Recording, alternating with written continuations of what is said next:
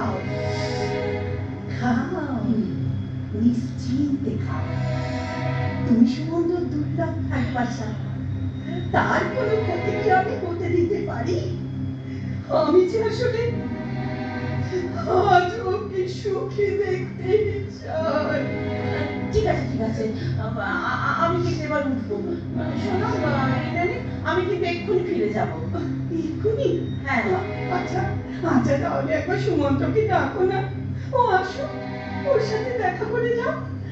আমিও আমিও একবার দেখি ওকে। তুমি না কেন না এসে পারবে না?